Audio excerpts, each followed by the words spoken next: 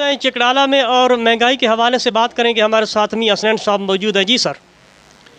مہنگائی انتہا درجے پہ پہنچ گئی ہے، کوئی ریٹ کا پتہ ہی نہیں چل رہا.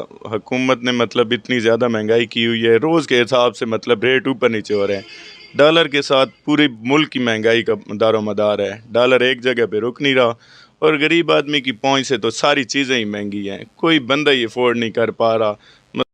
غریب بندے ہیں جی، بچے نکے نکے بھوکوں تے مرنے پہ، بہنوں کا آٹا نہیں ڈھینا، گھیو اتنا مہنگا تھی گا، کڑک اتنی مہنگی تھی گئی.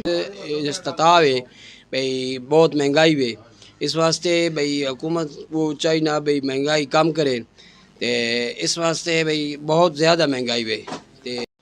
بہت زیادہ مہنگائی ہوئے جی، کم نہ بران ہے، بہت زیادہ مہنگائی ہوئے جی.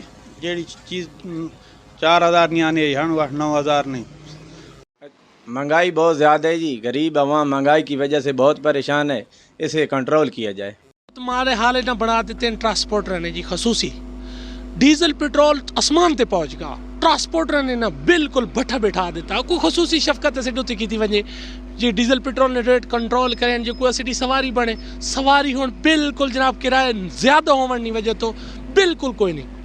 ٹیم کے ساتھ مختار احمد، وائس نیوز میاں والی.